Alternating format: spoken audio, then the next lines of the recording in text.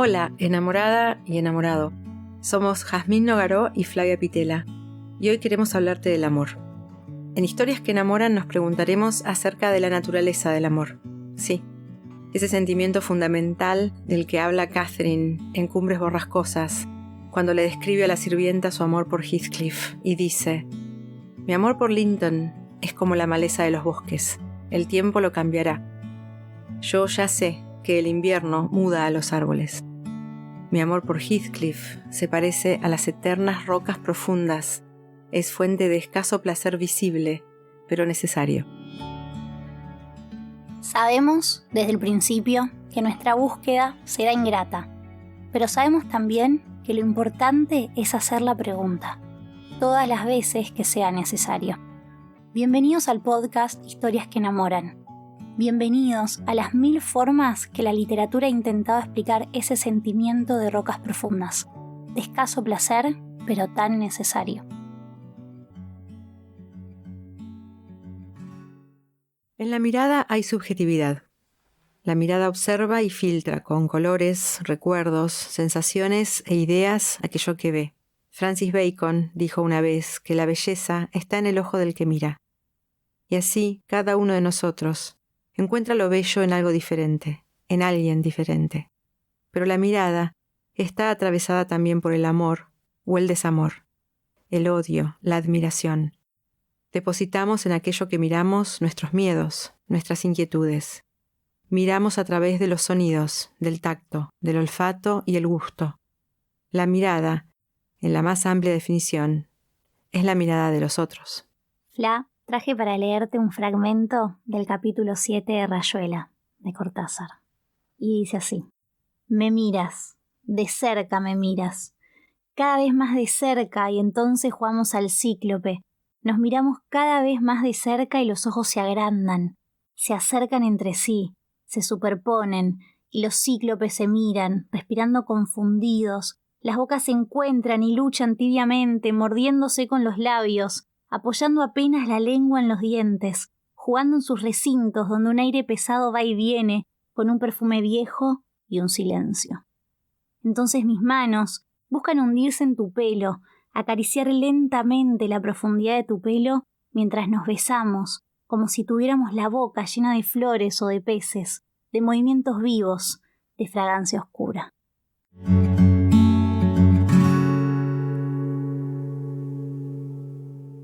Qué hermoso que es Cortázar. A mí me gusta mucho este texto porque arranca con una mirada, ¿no? Y se miran tan de cerca que se convierten en un cíclope, y después ya no es más acerca de la mirada, pero es todo acerca de la mirada, porque es esa mirada inicial que provoca el desencadenamiento de este encuentro erótico maravilloso, también escrito por Cortázar, ¿no? En este encuentro de dos personas que se aman, pero arranca con la mirada. Y me parece que podemos pensar la mirada en la literatura desde varios aspectos. Uno de ellos es las miradas de los personajes, digamos, qué miran o cómo miran, qué ven los personajes entre sí, y eso cómo genera realidad entre ellos para que algo suceda. Y también es cómo nosotros los miramos.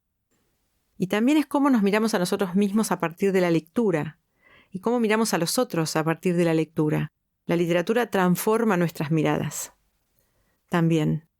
Entonces tal vez sea el más complejo de los sentidos. Dicen que el tacto, ¿no?, es lo único que no se pierde. No podríamos perder el tacto. Podemos perder todos los sentidos menos el tacto. Y es un sentido muy complejo. Pero la mirada es tan invasiva. Que no hace falta ver para mirar. Exacto. Con esto que dice Cortázar, se miran tanto que ya cierran los ojos y uno... Y se siguen viendo. Exacto. Y eso pasa con la literatura. No somos los mismos cuando un texto nos atraviesa, y posiblemente el autor no sea el mismo cuando escribe algo que lo atraviesa. Y a mí me gusta esto de que nos cambia la mirada del mundo. A mí me gusta, hay una frase de Umberto Eco que dice que la lectura no nos hace mejores, pero nos hace más libres. Y me parece que en eso es esa mirada del mundo que te cambia a partir de leer y mirar otras realidades, otras personalidades, otras historias, ¿no? Que como el mundo es un mundo muy amplio y complejo para mirar, y cuanto más lees, más mirás, más ves, ¿no? Que también está esta diferencia hermosa entre ver y mirar. Uno puede ver y no estar mirando, ¿no? Hay una frase, estoy con las frases en de Saramago, ¿no? En Ensayo sobre la ceguera, que dice, ¿no? Éramos como ciegos, ciegos que no ven, ciegos que viendo no ven. Tremendo. Porque también podemos tener la vista intacta y no ver. Totalmente. No ver lo que está pasando. Podemos ser como los caballos que tienen esas cápsulas y solo... Están enceguecidos, ¿no? Exacto, y miran hacia adelante. Y les falta ir a los costados, descubrir el mundo. La potencia de la mirada. Y en la literatura, cuando está bien logrado eso, es cuando los personajes no tienen que hablar. O por una descripción tan bien hecha de la situación que nadie tiene que hablar para que nosotros veamos lo que está pasando, ¿no? O un personaje viendo algo, solamente viendo algo descubre... No, pero aparte tiene que ver algo muy chiquito, no sé, una llave arriba de una mesa, ver algo que de pronto abre una cantidad infinita de posibilidades, y eso es a través de la mirada, ¿no? Es como el catalizador, la mirada. Es un catalizador, por lo menos en nuestra cultura, ¿no? Hay otras culturas que a lo mejor enfatizan otras cosas, pero nosotros somos un producto también cultural de la mirada. Tenemos puesto el ojo en los colores, en las combinaciones, en lo estético, en la belleza, en el arte. Entra por el ojo lo que atrae. Entra más por el ojo que por otros sentidos, me parece. Por lo menos en nuestras culturas, ¿no? Pero a su vez, si es lo suficientemente atrayente, se te abre la puerta al resto. O sea, la mirada permite que entren el resto de los sentidos. Totalmente. Y permite que entre el resto de los sentidos y que completen o incluso desmientan la mirada. Sí. ¿No? Porque muchos personajes, o personajes ciegos, o personajes que temporariamente están imposibilitados de ver o en la oscuridad, de pronto de nuevo ven. Ese uso metafórico que hacemos de este sentido, ¿no? Ya lo vi, es como que ya lo entendí. No necesito haberlo visto, pero puedo decir que lo veo. La literatura hace que el mundo que es tan inabarcable empiece a ser un poco más concreto. Sí. Con todos los mundos que no vamos a poder habitar, pero que de alguna manera los vivimos, los vimos. Sí, es un gran sentido el de la vista y la mirada. Y también hay un punto, como decíamos en el episodio sobre la comida, que la mirada también se educa culturalmente. ¿Por qué? Por ejemplo, si pensás desde la moda hasta... la belleza. El concepto de belleza. Por eso lo de Bacon es interesante, ¿no? Que la belleza está en el ojo del que mira, porque muchas veces algo que nosotros encontramos bello, para otras personas o para otras culturas es horrendo, o por lo menos no es bello. O no hay allí ningún placer estético, nada que atraiga, ¿no? Y después también hay esto de la mirada, cuando la mirada determina la realidad, ¿no? Esto, a ver cómo lo puedo explicar, pero una vez que vos ves algo no podés desverlo. Claro, ya está ahí. No puedes hacer... Es muy como difícil. si no existe. Ya lo viste, se te impregnó esa imagen, ese momento, esa situación. No puedes desverlo. Y entonces también es determinante muchas veces. Y es determinante en el sentido de que en un punto también te impide ver otra cosa. Sí. Una vez que viste eso, ya está. Y es te eso. Enceguece. Te enceguece para lo demás. Sí, tal cual. Qué fuerte como sentido, ¿no? La mirada. Sí, me abruma un poco. Es abrumadora, sí. Sí. Y está la mirada de los otros. Y ahí entra en conflicto con la mirada propia. Claro, porque también es eso, ¿no? En un punto la mirada es la mirada de los otros. La mirada a los otros, pero también la mirada que nosotros recibimos de los otros, que muchas veces nos determina las formas de mirar. Y esto es más abstracto que no lo puedes creer. Es cómo me miró, la forma en que me miró. ¿Y cómo te miró? ¿Viste cuando decís, no, pero me di cuenta que no le había gustado por cómo me miró? ¿Y cómo te miró? ¿Qué hizo? Bueno, algún gesto. Muchas veces ni siquiera es la intención de la mirada. Es muy difícil engañar a la mirada. Uno puede sonreír con la boca, pero que los ojos... Dicen un montón. Dicen un montón.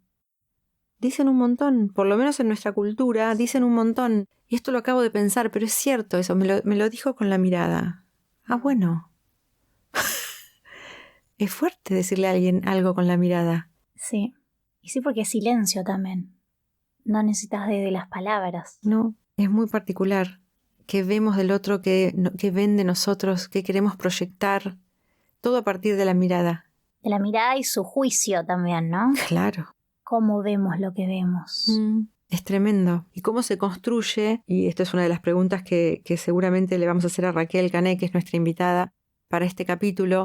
¿Cómo se construye, en el caso, por ejemplo, de los libros, a partir de las ilustraciones, a partir de las tapas, a partir de los colores, la atracción? Porque también los objetos, las casas, todos nos vestimos, nos peinamos, nos pintamos nuestras casas, ¿no? Decoramos para atraer una cierta mirada, la propia y la de los demás.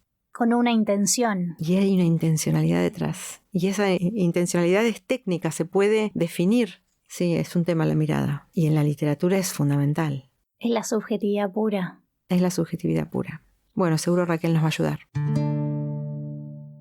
Raquel Cané nació en Santa Fe en 1974. Estudió diseño gráfico en la Universidad Nacional del Litoral. Asistió a la dirección de arte de Rolling Stone. Dirigió el arte de ediciones. Actualmente es parte del departamento de diseño de Penguin Random House, Argentina. Escribió los libros de poemas Cartas a H, El aprendizaje, Palabras elementales y Piedra. Bienvenida, Raquel. Gracias, muchas gracias por el convite. Me encanta estar acá. ¿De qué hablamos cuando hablamos de la mirada? Y hablamos de la construcción o la decodificación de un imaginario y de la construcción de un discurso para comunicar. La mirada empieza en algo subjetivo, pero esa subjetividad está alimentada por un recorrido de cada uno.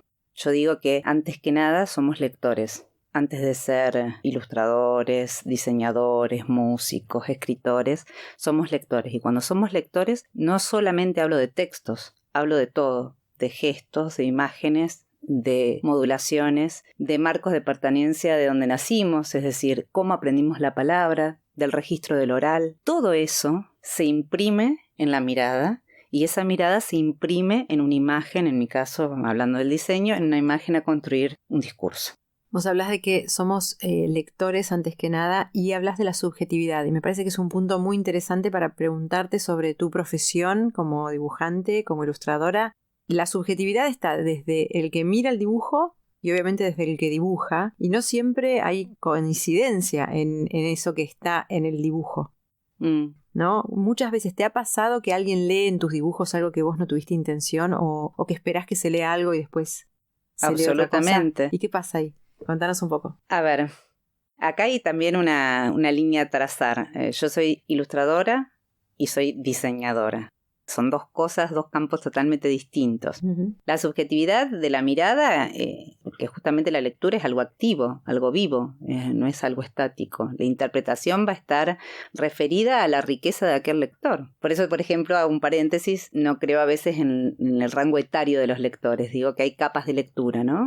Eso me encanta. Pero bueno, partiendo de uno genera una imagen con una intención, ¿no? La comunicación tiene una intención. Cuanto más precisa es, más vamos a direccionar a aquel lector. Pero felizmente la lectura es algo libre y depende de la riqueza y la interpretación y el universo del que lo recibe. Entonces sería muy poco feliz de parte de un autor y muy poco generoso de un autor de una imagen o de un texto pensar que puede controlar la lectura de otro. Es maravilloso lo que ocurre con las imágenes.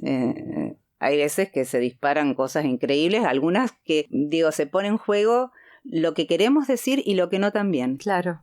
Incluso lo que te intentaste omitir, ¿no? Ahora, haciendo la línea delgada de diferencia entre la cuestión autoral que puede llegar a tener una ilustración, cuando tiene la marca de autor, la cuestión comunicacional que puede tener una ilustración a pedido de algo, y la cuestión que puede tener estrictamente comunicacional, que es el diseño de una tapa de un libro. Son como distintos matices. Ahí me quiero quedar un minuto. Tengo una anécdota que me va a dar pie a una pregunta que te quiero hacer. Hace unos años, en las jornadas profesionales de la Feria del Libro, me tocó entrevistar a Andrew Wiley, que le dicen el Chacal. Es como el agente editorial, uno de los agentes editoriales más discutidos del mundo editorial, por su defensa de los autores contra las propias editoriales de los autores. Por algo le dicen el Chacal, un hombre muy difícil de entrevistar, fue una de las cosas más difíciles que yo hice. Y en un momento en la entrevista le pregunté dónde se cortaba el hilo entre el libro y el lector.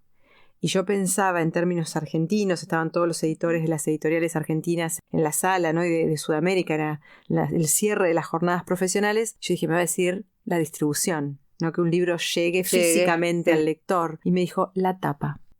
Mira. Yo una vez tiré atrás un libro de Paul Auster, no me acuerdo cuál era, que ya estaba impreso por la tapa.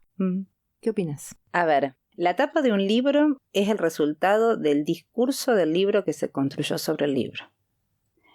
No comunicamos solamente el contenido del libro, comunicamos qué queremos decir de ese libro. Ese libro no está solo, es como un niño, va a nacer, está en convivencia con otros, con amigos, enemigos, con colegas, con similitudes, con diferencias. Y ahí es una decisión conjunta que empieza en el editor, en la casa en donde va a salir ese libro, en lo que el editor quiera contar de ese libro y de un autor. A veces se comunica también por encima del discurso del libro, del contenido del libro, de la historia del libro, el discurso del autor. Esa es la primera decisión. Ahí viene, lo pongo en el cine, que es más fácil. Cuando el editor tiene claro ya qué quiere decir del libro, viene a contarnos la historia, a los diseñadores, y sobre eso y sobre la intención de comunicación del editor va a venir el despliegue de recursos del diseñador para poder comunicar efectivamente ese ángulo. Ahí puede ser más activa o menos activa, o proponer otro ángulo también el diseñador, o proponer otro recorte de la historia. Digo, una misma historia puede ser mirada de distintas maneras. Yo siempre lo pongo en un ejemplo que me encanta, que es de una película, que Nikita, que está dirigida, es la misma historia, una dirigida por Luc Besson, y la otra no me voy a recordar,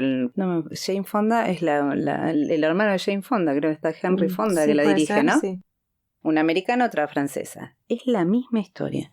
Y bueno, son dos películas, son dos historias distintas. La construcción del personaje, dónde hace el acento de la emoción, dónde construye lo narrativo, el imaginario, la estética. Comunicás dos historias. Puesto en una cosa más sencilla, los clásicos, ¿no? Tenés 1000 Caperucitas. 1000. Es la misma historia, la misma sinapsis. Ahora, agarrás eso más allá de la pluma. Olvidémonos del texto, la versión. Las tapas, vas a quedarte con una Caperucita y con otra según qué lector seas, según qué quiso el editor comunicarte en eso, la tapa. Según la propia mirada del lector también. Empieza a entrar en juego. Claro, el lector va a elegir, pero la diferencia del editor es saber qué lector busca, a quién va a buscar, a quién va a llamar con ese libro en esa mesa. ¿Qué resulta más difícil? ¿Entender lo que quiere el editor o entender lo que quiere el autor? ¿El autor tiene parte o voz en esa discusión sobre la tapa? Sí, el autor tiene parte. El autor trae su imaginario, el autor trae su fantasía, el autor trae su lectura sobre su propia historia. Acá me pongo en un tema delicado. Después está es buscar un consenso entre lo que quiere el editor, lo que quiere el autor. Y lo que es posible. Lo que es posible y lo que lee el diseñador. Claro. Porque hay una cuestión de códigos y de lenguajes, ¿no? Yo siempre digo, el editor y el escritor son obreros de la palabra. Todos somos obreros de la palabra. Yo soy una obrera de la palabra. Mi lectura soy una fiel obrera de la palabra. Ahora, es mi tarea de codificar no solo las palabras escritas en la historia, sino las que escucho del editor, la fantasía del autor y lo que yo interpreto que eso tiene que bajar a una imagen que pasa por mi palabra. Entonces digo, somos como una especie de caja de resonancia en donde viene el background de cada uno y creo que la riqueza de nuestra tarea es disponer de la mayor cantidad de herramientas de representación para transmitir la historia. ¿Tenés historias que recuerdes de etapas imposibles? Que si esto no puede estar sin nombrar ni autores ni tapas, pero esto va a ser imposible o esto no estamos entendiéndonos, hay un cortocircuito, sí, estamos viendo distintos libros y es difícil la resolución, ¿verdad?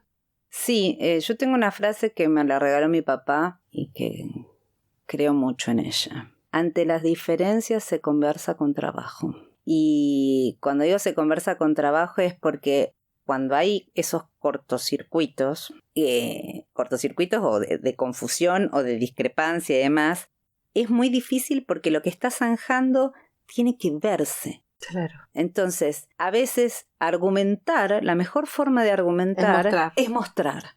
Y lo que ha pasado, no una vez, muchísimas veces, y suena muy soberbio, pero es real, y no hablo personalmente, digamos, hablo como equipo, como grupo como gremio. de gremio, que vos proponés una tapa y estás convencido. Y es esta la tapa. Y editor y autor o autora o editora haces un recorrido enorme para llegar otra vez a la primera. Pero es esto, a veces argumentar, porque ahí volvemos al primer punto que tocaste, que es la subjetividad. Y yo te podría decir, en la precisión a veces no hay subjetividad. Hay un código del otro que tiene aprendido, que como estamos en lenguajes diferentes, el autor y el editor en lo verbal, y el diseñador, el ilustrador, el pintor, el fotógrafo están en lo visual, coincidir y zanjar esos códigos no son subjetividad, es confianza. También. Claro, confianza en que el otro sabe. Que el otro hay un recorrido, como cuando alguien elige, yo digo, pasa mucho en la poesía, que salta más en la palabra, porque yo no soy traductora, ¿no? Pero leo en inglés bastante bien, francés muy poco, pero me defiendo. Y cuando una traducción, no soy traductora, pero cuando una traducción no es buena, me salta porque no canta. Eso mismo pasa con una imagen. Cuando una imagen no es la que... Hay algo que el ojo le vibra, no acomoda, le incomoda, y no una cosa incómoda de provocación, porque también lo incómodo puede ser un objetivo, claro. Digo, cuando es provocar, ¿no? Pero sí, es hermoso, somos obreros de la palabra, así que tenemos que encontrar los puentes, sean como sea, para comunicarnos, y que realmente lo más maravilloso que es el libro, que después no tiene dueño en algún punto, porque esto que dijimos, la lectura es viva, y ya el libro andando todo es anécdota.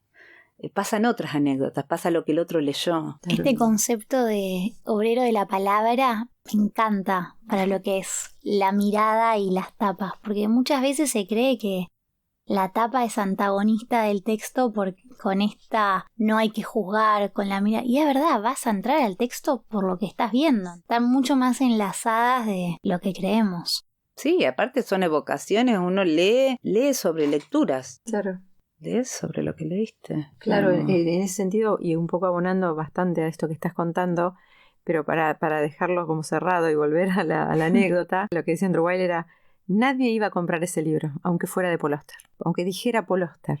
La tapa era tan fuera de lugar, tan anti-Paul Auster. O sea, él había visto eso, ¿no? Que nadie lo iba a comprar aunque dijera Paul Auster. Y porque ahí está haciendo el foco en otra cosa, que no solo comunicaba el libro. El primer discurso a comunicar era Paul Auster. Claro. Lo segundo era la historia de Paul Claro, Auster. pero él decía, aunque dijera Paul Auster. Hay nombres que se comen el libro. Sí, claro. Borges, Bioy, Sí. Ocampo, digamos, podemos seguir. Cortázar, digamos. Empieza, digamos, vas por el autor y después buscas el título. Después mirás. Y si hay un conflicto identitario, porque hay un lenguaje, un imaginario consensuado, vos vas a buscar una memoria ahí. Podés seguir con un montón. Eve Art. Bueno, puedo seguir con autoras, ¿no? Sara Gallardo, podemos seguir miles. Pizarnik. ¿Te pasó alguna vez que no podías encontrar el tono de una tapa? Sí, muchas. ¿Y qué hace que no lo encuentres? ¿Qué te hace ruido? Que no lo puedes, en general, ¿no? Generalmente, cuando ese autor viene sin una historia, cuando estás construyendo vos la historia, porque nosotros nos ha pasado de tener muchos autores que se arrancan y se construyen. Claro, es decir, primer libro, y sabés que atrás va a venir otro y otro y otro y más. Va a haber, vos ya estás teniendo la biografía de un autor que no existe todavía. Y vos sos parte de esa biografía. Claro. Acá tenemos autoras románticas que hemos diseñado desde la primera etapa. Por ejemplo, Gloria Casañas, cuando empezó la primera etapa, creo que fue La Maestra de la Laguna, que la diseñé yo. La propuesta fue, porque aparte era construir una autora y... Vos desde la tapa de ese libro sabés qué vas a leer. Claro. ¿Qué tipo de novela vas a leer? En este caso ibas a ver la primera novela. Claro. Pero después tenés que proyectar... trazar una línea que todavía no existe de los libros que van a venir, y que vas a no buscar la novela esa que pegó, vas a buscar a la autora que estás construyendo, es decir, estás construyendo la identidad. Y en ese caso, las primeras tapas, la elección fue que la protagonista o el protagonista no mostraron la cara. Hay una inquietud en la lectura en donde vos estás esperando que se dé vuelta. Claro. Y las primeras tapas construían el campo de información histórica y el campo de personaje en dos planos, ¿no? Y eso se sostuvo hasta que después fue a recrear la misma autora. Claro. Y la misma autora tuvo algo de aquello para guardar su identidad, pero vino otra lectura. Claro, se reconstruyó. Se reconstruyó. Eso también, ahí sí dudo al principio, porque vos estás viendo algo, estás viendo lo inmediato, pero también estás construyendo lo que vendrá. Y ahí dudás, contraponés, porque también comunicás libros del mismo género, en donde esos libros tienen que dialogar, pero se tienen que diferenciar. Claro. Y son autores de la misma casa, y cómo circulan en los pasillos, cómo se saludan, cómo no se pisan, cómo, ¿no? Cuál es su fortaleza como autora o autor en cada libro, su riqueza a rescatar. ¿Cómo marcás el punto final en la creación de esa tapa? O sea, no soy yo la que lo marca. Claramente. Esa es la tarea del editor. Hasta aquí llegamos. Yo propongo, pero en tu diseño decís, ya está listo. Eso ¿Cómo sí. termina? ¿Cómo saber hasta dónde, no? ¿Dónde es el límite? Y sí, hay una parte donde la manía tiene que abandonarse. Y el perfeccionismo, la manía, claro, la el control, el entender de que... Y el ahí entender que aparte no es tuyo, es de todos, es descansar en la mirada de los otros, en tus compañeros, en producción, en prensa. Es decir, entender que el libro, que aparte el libro es algo coral, es algo maravilloso, es algo que yo siempre digo, las personas del libro, las que... Yo vengo de una historia de diseñar y comunicar en el ámbito de la revista también, y siempre digo que cuando yo llegué a Ediciones B en el 97, llegué a una casa, entendí, era muy joven, entendí que había llegado a mi lugar, que era el libro, pues yo toda mi vida leí, digamos, mi vida es un libro. ¿Qué haces? Me dicen, ¿a qué te dedicas alguien? Y yo estoy adentro del libro. Claro. ¿Qué haces? Y no sé, y el libro es coral. Es coral porque es un oficio que tiene un montón de ramas. Hay tantas personas atrás de un libro que eso es hermoso. En el episodio anterior hablábamos de la cocina y una de las reflexiones, ¿no?, a las que nos llevaba un poco también pensar en la cocina de los libros, ¿no? Y Fernanda Mainelli nos decía que ella sentía que el editor trabajaba más bien en un restaurante, en una cocina de un restaurante. Y es esto que vos estás diciendo, es coral, hay alguien que trae el producto. Hay alguien que lo cocina, hay alguien que decora el plato, hay alguien que lo mantiene calentito, hay alguien que... son mil caras para que el libro sea, ¿no? Y la cara, precisamente, es eso que se ve en las vidrieras, que es lo que atrae. La primera mirada es por el color, por la ilustración, por la originalidad, sí, ¿no? O por encontrar, que me parece que también es un logro de los diseñadores, un patrón. Un patrón, ¿sí? Decís, este es otro libro de esta colección, claramente. Sí, o este es otro libro de este autor. Pertenece a esta casa, está abrazado tiene sus amigos al lado en el estante que son fulano y mengano. Y si acá está fulano, y yo leía fulano y leía mengano, y bueno, es este sultano que no sé quién es, pero está contenido entre estos claro, dos. Los mismos colorcitos. Hay algo, hay de sí, familia, es coral, es muy hermoso. Es muy coral, sí. Es muy hermoso. Es hermoso. ¿Cuál es de todos tus roles alrededor del libro, que son varios y hermosos y ricos, es el que más te desafía? ¿Y cuál es en el que más te encontrás, no a gusto, porque creo que te encontrás claramente, te escuchamos a gusto en todo, sino como que es pan comido? Piece of cake. Yo no, ese pan comido nunca... Me gusta tener sillas con hormigas a mí. No me gustan las comodidades. Nunca digo pan comido. Siempre lo mejor es lo que viene. Hay algo que me gusta mucho, pero eso desde muy chiquita. A mí me gusta jugar al ajedrez, que es pensar el macro y después ir al micro. Yo soy obrera en lo chiquito, pues la manía, gracias a Dios, me existe en mis manos, y entonces se descargan en lápices y en acrílicos y en trinchetas y en cosas. Pero lo que más me encanta, y donde no digo que es pan comido, es donde está la incomodidad permanente, y es lo que me desafía siempre. Sí, la adrenalina más bien. La adrenalina es pensar un macro, poder pensar la idea. Un macro es un macro de sistema de colección, un macro es entender a un autor en 360, un macro es pensar un libro en 1000, si es este formato, digamos, pensar antes de hacer, es ese momento de donde todo es posible. Yo le digo el Debussy, ¿viste? Debussy es un compositor que es el agua en suspensión, ¿viste? Es como el momento antes de caer, no es lluvia, no es esa imagen, eso, fascinación. Fascina. Después viene la cola en silla y horas y horas y horas de trabajo, pero ese momento sí me encanta. Hablabas de la creación de un autor a partir en un punto también del diseño de esa tapa de su primer libro. Uh-huh. ¿Qué desafíos trae hacer la tapa de un clásico? Muchos, porque eso es entender que la literatura es memoria y que la literatura está viva. Y es tu compromiso como lector o contemporáneo, es decir, es el respeto y la irreverencia, las dos cosas. El respeto porque vos aprendiste de ahí. No sé, por ejemplo, lo voy a traer lo llevo a otro y no a mí porque es más fácil. Mariana Walsh, cuando escribió los limericks, tenía endovenosa a Lear, y sin embargo lo escribió como una argentina, lo escribió como una inglesa, lo escribió como una porteña, lo escribió como una feminista, lo escribió y sos loco.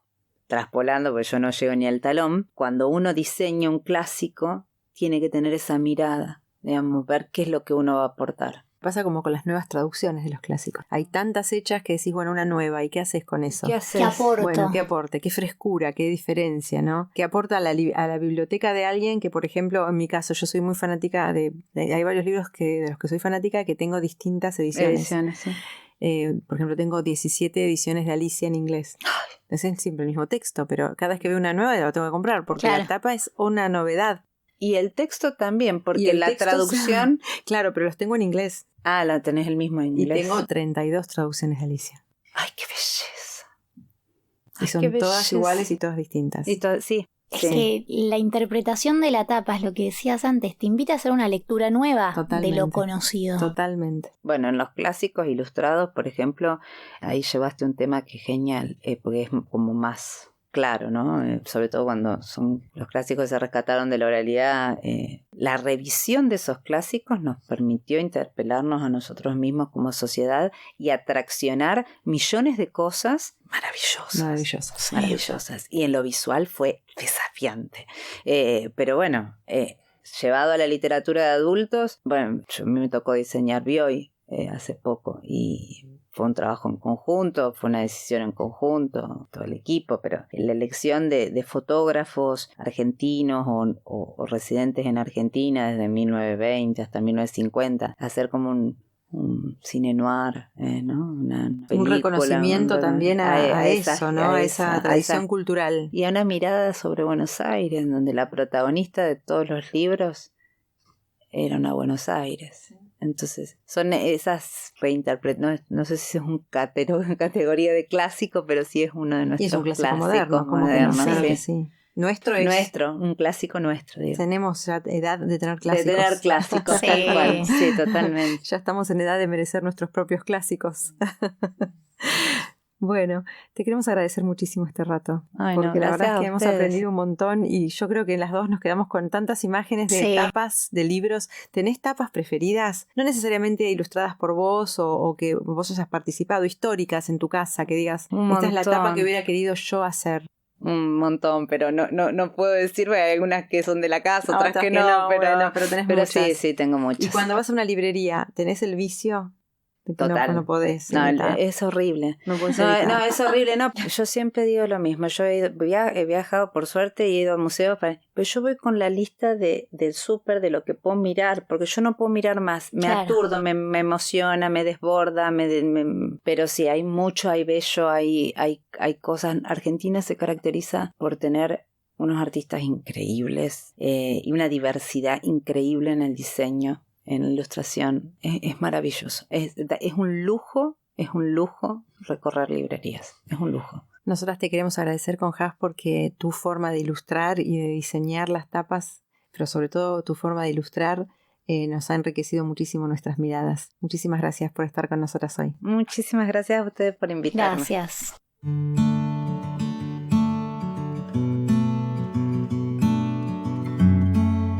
Esperamos que hayan disfrutado del episodio de hoy de Historias que enamoran y sobre todo les deseamos, queridos oyentes, que siempre sean vistos con miradas de amor.